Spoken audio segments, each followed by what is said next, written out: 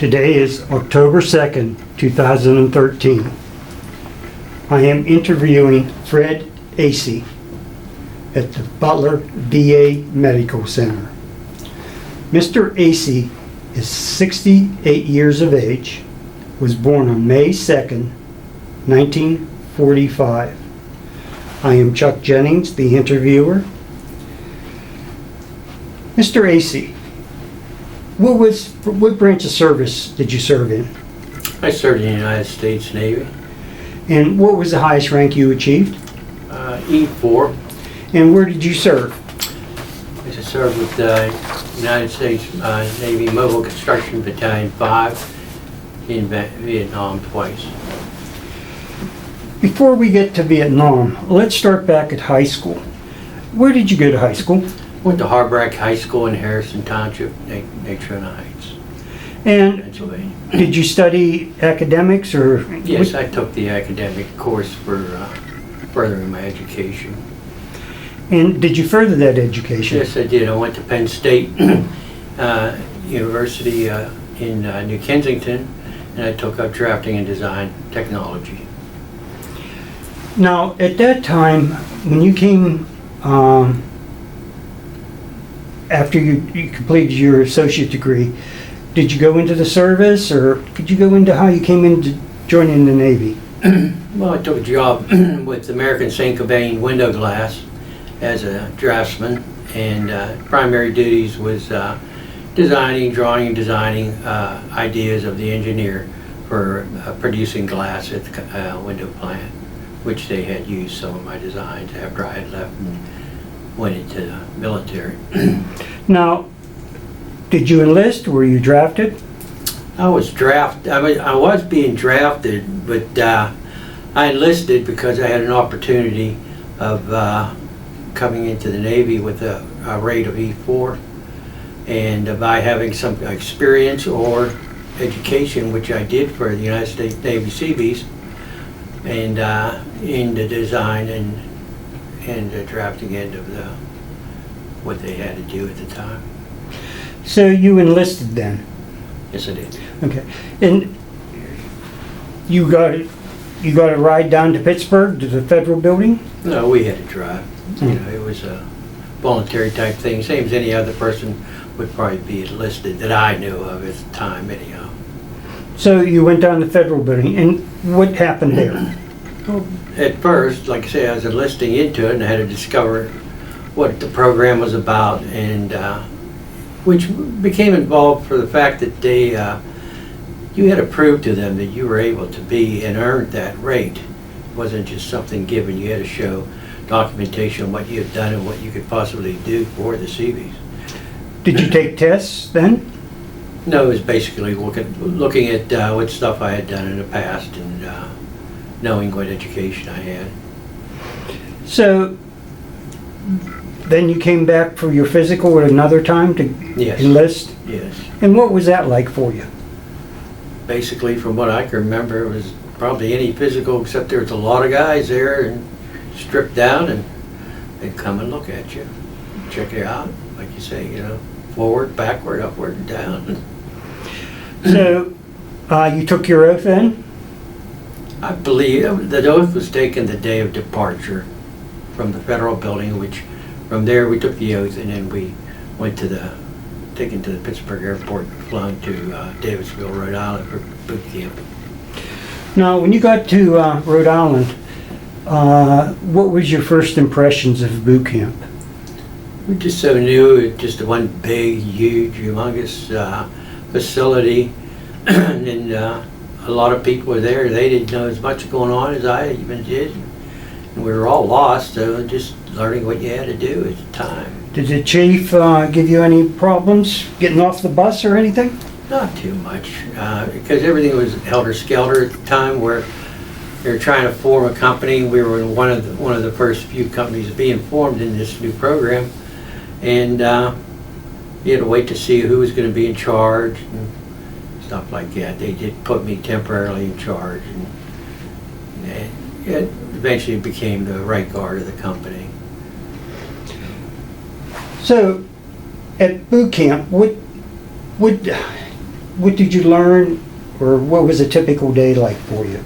Well, there's always exercise every day, and learning how to live in a military way, what was expected of you.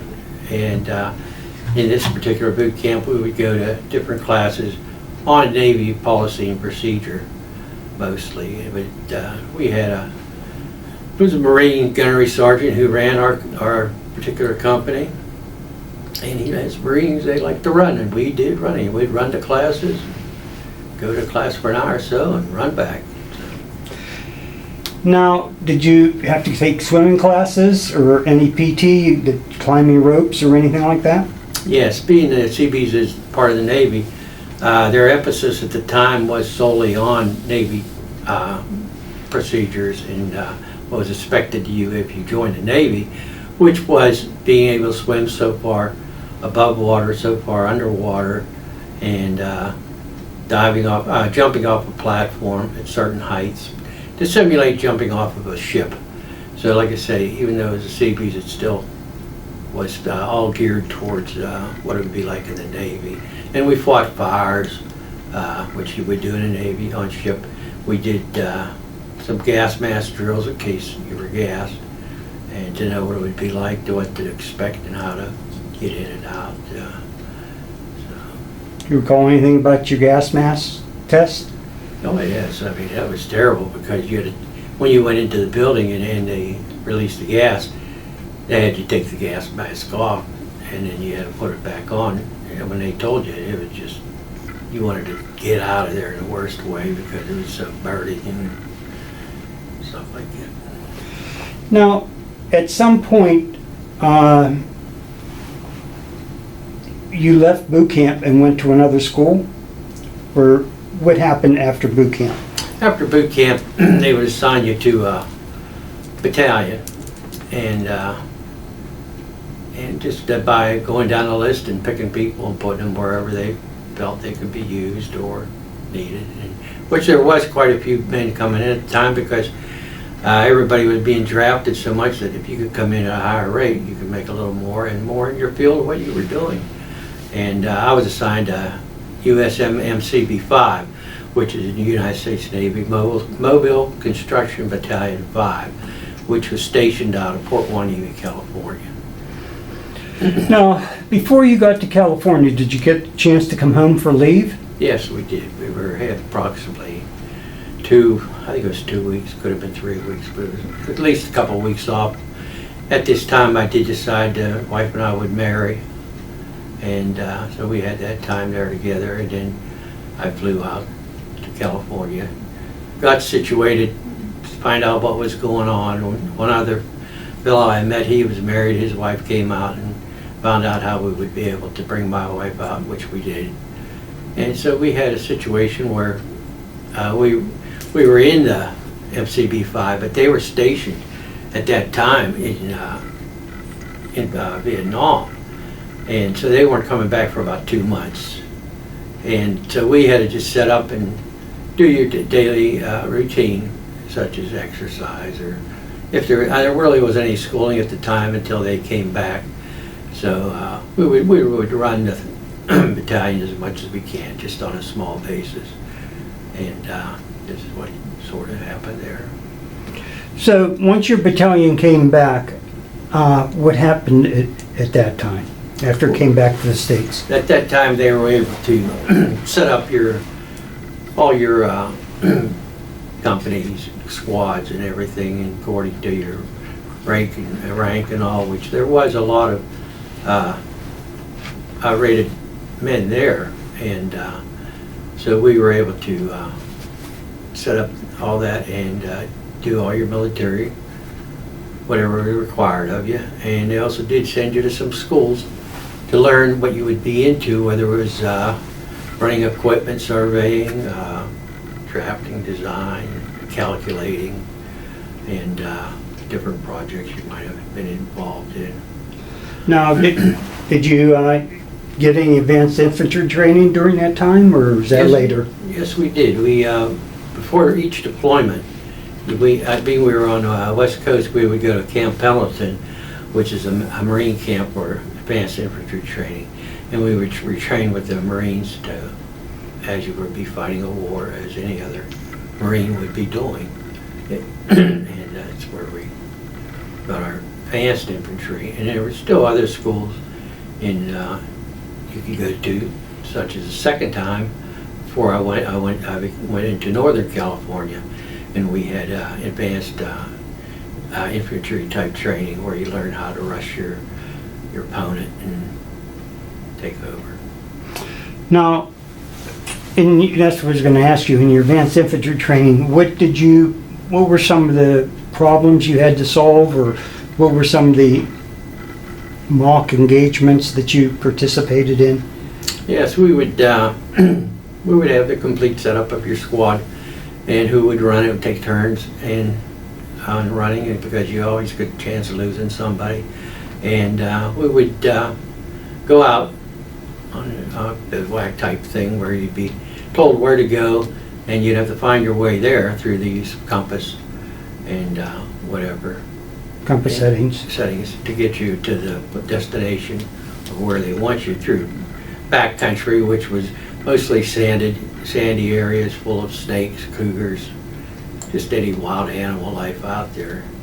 And you could run into that, but normally they would hear you and take off, so it wasn't a big problem. But you would have other men out there set up to ambush you while you're walking down a road, and you would learn how to rush them and stop the aggression. Now, that was advanced infantry. Now, for some of your schooling, what was that like? That you said that you did some advanced drafting and a number of different things like that? Yes, what they, in the CBs, you have a security part of the CBs too, because we also did the fighting. And the other men that worked on the roads or anything, we would protect them. We'd have gate guards, bunker guards, same as any armored unit would in country. And I was put in the, as I was going to schools, and then they pulled so many of us out to go into security, and I was one pulled into security. And that's when we went into the village and patrolled the villages, try to keep them from wanting to bomb the helicopter port in Da Nang. Well, we'll get to that in a moment. So, at some point, you got your orders to go overseas. Did you have time off before you went overseas? Or We didn't really have time off. You always had your time coming to you, but when you had a time set to go, you had to be there. An instance would be I had a chance to go and hunting for deer, and we just could not leave, because if we were called usually a 24-hour notice, but you have to be able to go. So if you were out in another state, you wouldn't get back in time. But that's about it. so your unit picked up and went overseas. How did you get there? By boat or? We flew. In the CBs, it seemed like was in the Navy, never saw a ship or on one. So we flew everywhere we went. We took these very small planes going over. First time we'd stop at, I'd go up to San Francisco and then Hawaii, Guam Lake, Midway, Philippines, and then fly into Da Nang for the first time. And pretty much the same thing on the second. What was your first experience getting off the plane? And what time of day was it? The first experience getting off the plane was when it was like going in a plane at first when you hit the small islands. Then you hit the Philippines, which is an American base, and it was huge, dark. You're like lost, didn't know really what to do, where to go till you had to come back and muster, because we were going in still while it was dark outside. And but when we hit the Da Nang airport, that's where it was just very, very huge and monstrous, and everything happening so fast. And people coming here, going there, such you would see maybe in some of your television programs, very much similar to stuff like that. So you got to Da Nang, and your unit was pulled out to a village or on the perimeter? Well, we were in MCB5. We had our base, our home base, and and I was on we had base patrol, and then you had the part that went into the villages. You go out for a couple days, and we would go and walk to the village, and then go in and meet and relieve the other group of men, the other squad, and then take over and patrol the village, so that more or less, I don't know if you call it harassment, but it'd be more or less keep them awake and to know that we're around and we are watching. You would go in and check their household belongings and just about anything. They were not allowed out after 8 o'clock curfew. And Now, were you out patrolling after dark? yes, we did. Yes, we did. We had approximately 3 patrols after dark, and we had patrols during the day too. But yes, we had approximately 3 patrols at dark. Did you do any ambush setups or? Mostly we were just patrolling and watching what was going on. I would say probably we didn't have any attacks. They were kind of keeping back, but the fact that they didn't want to cause trouble, and then they would move in and just end that problem. The only thing that I really ran into that was anything of concern would have been one patrol. We were coming down the path and heard noise. Something was going on. They should have been in bed at the time, or in their hut, and we saw lights and which were candles, whatever may be burning. So we had to go in where so many men around the front, so many guard, and so many inside. Went inside to find out they were having a card party, they were gambling. Offered me and my point guard a beer, whatever they had, and naturally no, but who knows what was going on at that time. And as far as we're concerned to this day, there probably was some planning, because as we left that at the end of the tour, they did move the Vietnamese in to clean house, because there was a lot of stuff going on that they had to stop. Now, your bunker life, what was it like? It was a simple bunker, just sandbags and a cot to sleep in, and you had so many guys stand guard duty, and so many would sleep. 2 would stand usually guard duty, 2 would sleep.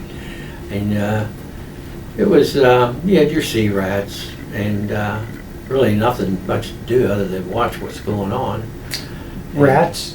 Oh yes, definitely. Big rats? Big rats, yeah, they're around. You nibble with your ears and your nose? We were pretty lucky. We didn't have it too much, but I'm sure a lot of guys did. The snakes was the biggest thing. And they had those ones. You've heard of them before. You could only go so far before you die. One step. Yeah, and a lot of the kids would die.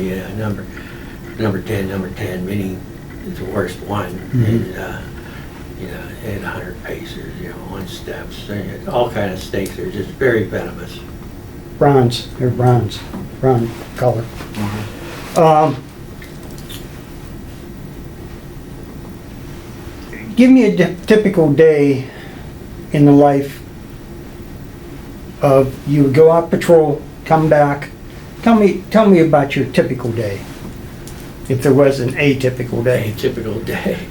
But usually in a village, it was a typical day would be whether you were going to be putting on patrols or you were going to be in the bunker guard duty.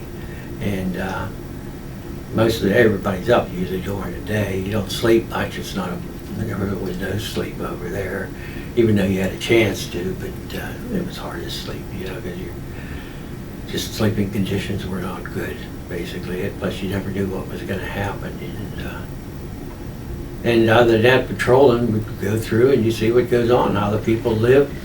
They have a daily way of living, and they'd be offering you different stuff. You had to watch, sugar cane, whatever it may be, get to see how they live. And most of their places so small, nothing there that if you had to go in a house and search a house, they might have 1-room house that has maybe one box to live out of, not like we have here in the United States. How was their hygiene conditions? Very dirty. I mean, they would, as for, we would have places to use. We would build, porta potty type things, this and that, but they wouldn't. They would stop on the trail, drop their pants, and do whatever they had to do. And women, men, they didn't care. There wasn't a such thing as a woman's bathroom or a man's bathroom. Everybody just stop and do whatever you had to. So you'd watch. You're walking down the trail, and you might have a pile of mess there in front of you. Did you have burn barrel duty? Yes, we did. It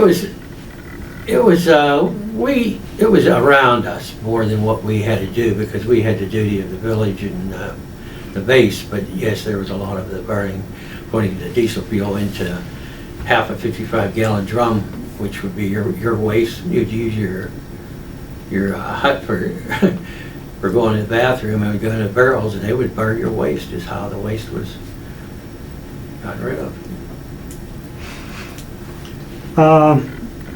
For mess hall, did you have a mess hall per se? Yes, we did.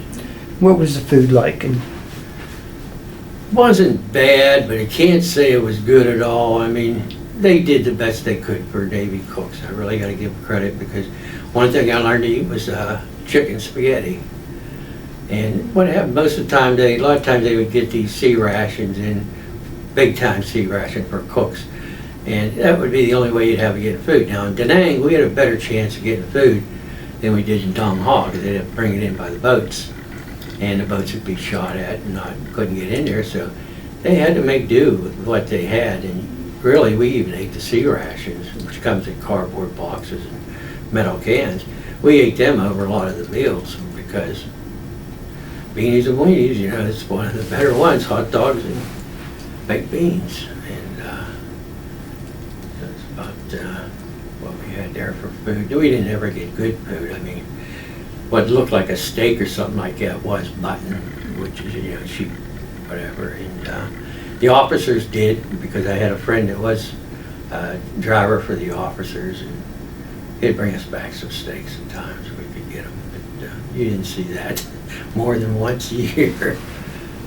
now, at some point, your unit, I really didn't go into your patrols. Can you do that? Explain about your 4-man patrols out in the bush?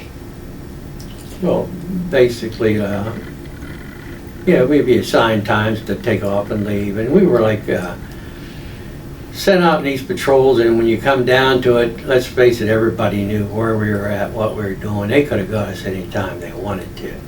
We were very lucky in that respect. Like you say, we were going through these paths that they used. Wasn't a road. They didn't have roads in these villages. It was paths, and this is what you would travel on and inspect the huts. And like I say, more or less, it was a harassment type thing. And you just daily keep it going, come back, take a break, eat, go back out again. So you had a point man. You were number 2. Yes, I was team leader, had a point man, and then I had 2 riflemen. And at the time we first started, they would have your point man, and then you pick someone that was interested in it. And then as a team leader, you were the second man. They had decided to make a change and make your point man the team leader, which I voiced my opinion that you don't use a team leader on a point man, which has a better first chance of getting shot. It takes a certain individual even to do that position. So at some point, your unit rotated back to the States, and that was after a year over. We deployed 9-month deployments of CVs. It was different than a lot of your branches of service that went for a year. We had 9-month deployment, and so we came back after 9 months, and then, we got to go back home for 2-3 weeks. And so I flew into Philadelphia, Pennsylvania, from there, we came to, no, that was the second time. First time I flew into Pittsburgh, and that's where I met my family and my first job, first time. And like I say, we stayed around for a while, and then we wanted to drive back to California. So we bought a car and drove the northern route back to California, because we had dogs and kids and family with us, and so that's what we did there. You had a rough time getting an apartment. Yes, we did. When you have kids and dogs, it does make it a little more harder trying to get an apartment. So we ended up getting an apartment in where a lot of the migrant workers would go and pick for the farms. And we fixed the place up, made it pretty nice. But in the meantime, fixing it up was by, when you clean up, you get rid of bugs and animals and stuff like that just go where it's not cleanliness, until you then move on to another building. So, when you came back to the States, did you go for any further training? Yes, they'd still send you back to school and all. And at that time, they put me into a class that you would basically show what you would do in the morning. You were getting up to go to work, as for going to the bathroom, brushing your teeth, how you would do things. Just so it would be a system of doing extra duties instead of just one particular duty. You can do more than one if you put your mind to it. And that was at that time they pulled me out for going into mortars, 81 millimeter mortars. And I had done that first time in Da Nang also. Whenever I went back to base duty, I got interested in 81 millimeter mortars. And so I went to school there with, it was all officers. I was the only non-commissioned officer.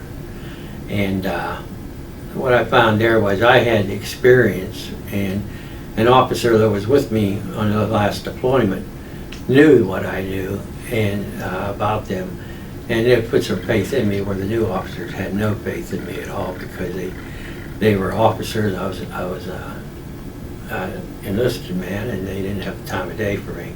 But when it came down for the test, you had to take the fastest course. Then the smart officers did come to me, or the CO, and this and that. They would come, but the others, they wouldn't. So. But that's what we did. That. Okay, to set up an 81 millimeter mortar, can you go into that a little bit? Yes, you have grids, and you have stakes you plot up around your mortar that tells you directions you're going to be firing, and then from there they can tell you how much to set off of each stake as for where they're going to fire this illumination.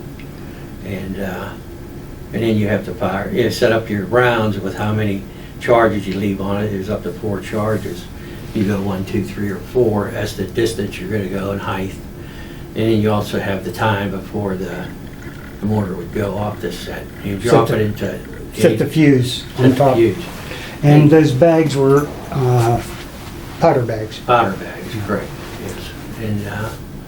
And like you say, you drop it into the mortar, which is the 81 millimeter. Just a barrel you may have seen on TV.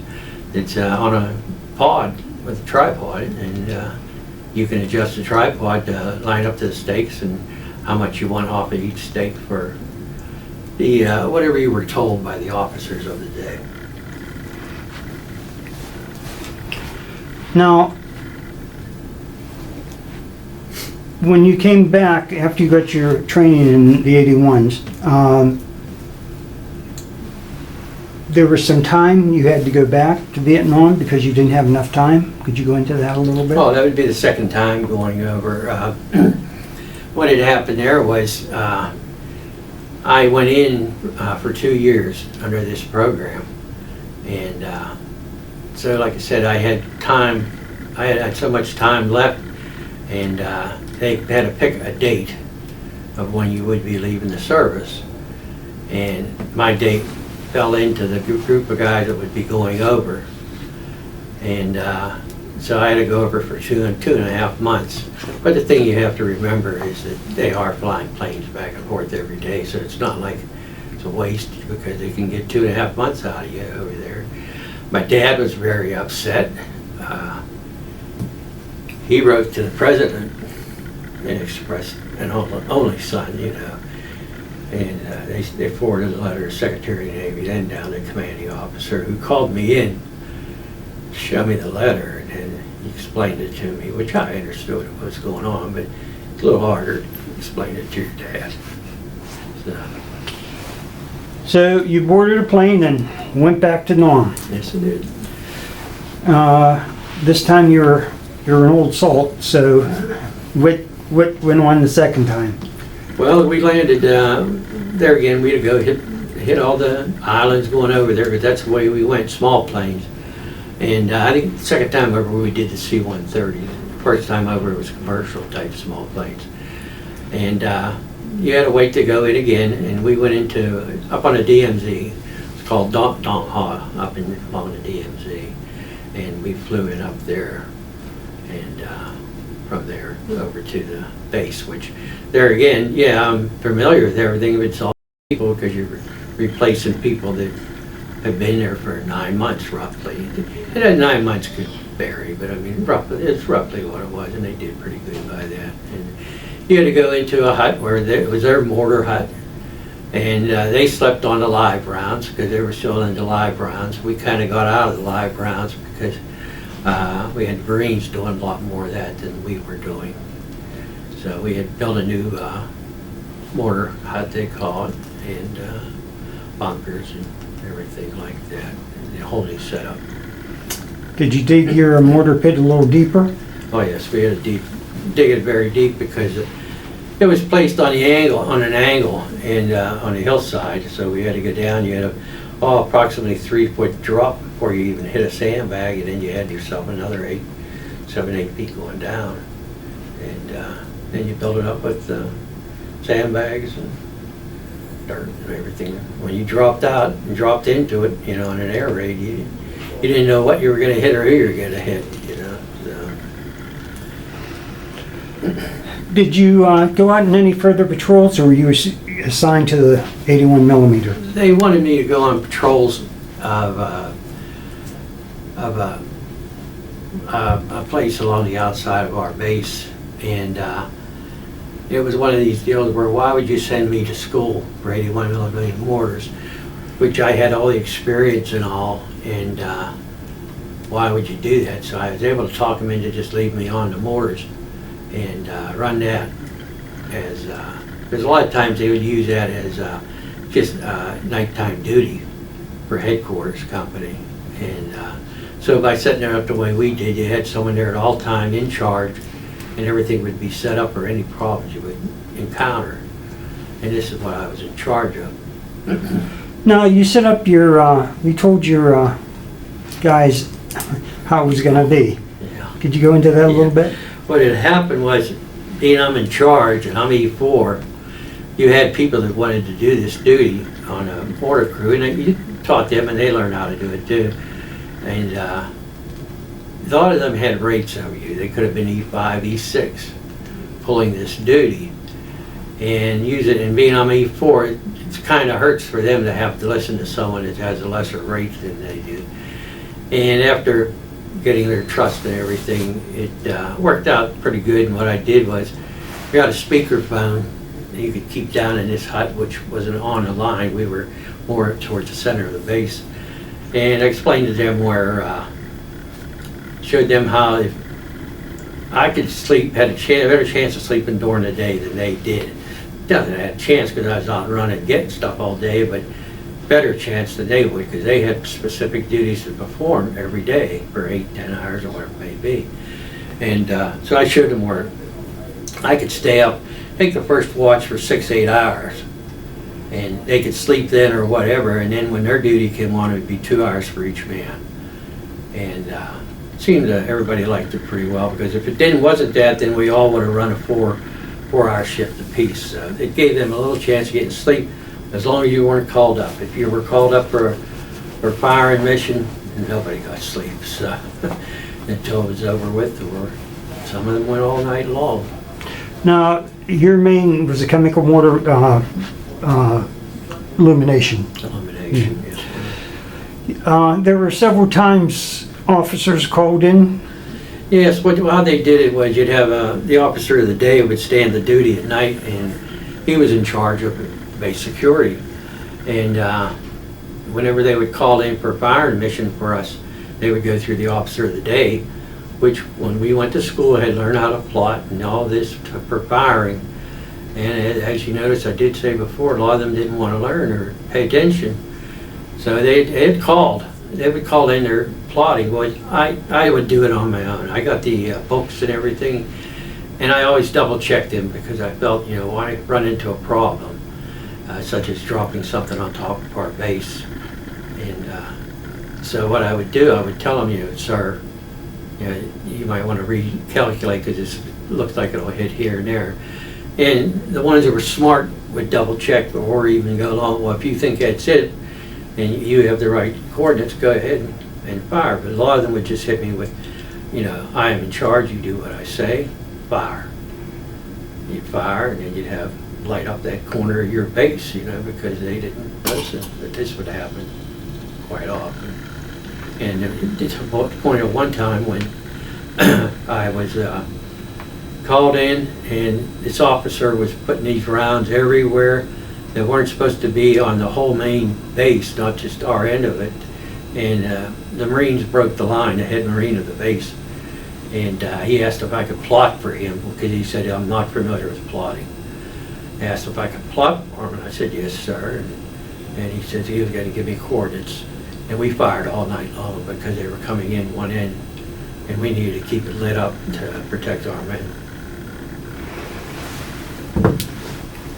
Which in turn, and say when I did start firing without the officer's command, what they did is break the line. And naturally our main officers came flying up to see what was going on, and then they didn't question nothing because they knew who it was for. And so it worked out, it was successful. So at some point you you completed your 2-month tour of duty, 2.5 months tour of duty, and you came back home. And where did you come back home to? Well, they brought us back to, I believe it's San Diego, California, Navy base.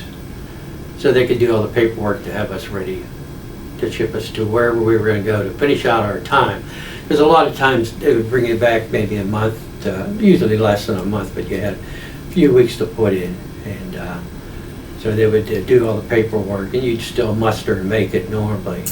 Just come in so they know you're there, where you're at, and until you had all, it would take time to go through your physicals and take the paperwork and this and that. And finally, I was able to go back to Pennsylvania, which was Philadelphia, and met my wife there, and we stayed at her uncle and aunt's place, and I was able to get released out of a base near them in Pennsylvania there.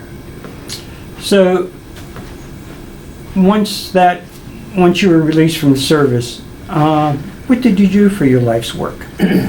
Well, I immediately after coming out of service looking for a job, it was hard to get them.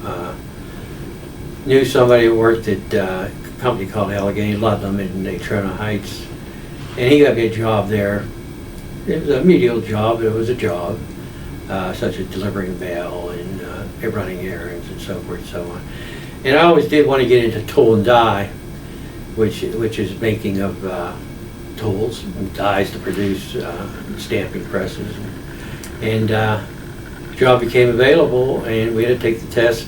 And I did go to work for a company called Oberg Manufacturing, where I received my papers in tool and die, 4-year program. And then I went on to a few other companies after that. Now, do you have any children? I have 3 children. They were all girls. And Grandchildren? grandchildren, I have 6, 4 boys and 2 girls. At this time, is there anything that we covered that I may have forgot, or something you would like to add? Well, I guess the biggest thing is just being aware of what went on and what's happening today. And even when I filed for some disability, the lady says that she could tell it's bothering me. I said, we're going to lose men, for something that just doesn't make sense at the time, I said, and luckily we didn't lose that many men, on Kuwait and all that, but stuff like that bothers me now, in a new country we're going into, and you're going to lose men, this is the problem. And I can remember my dad always saying, you have a boy, you're going to have a war. The cycle always keeps going. 20 years. Yep.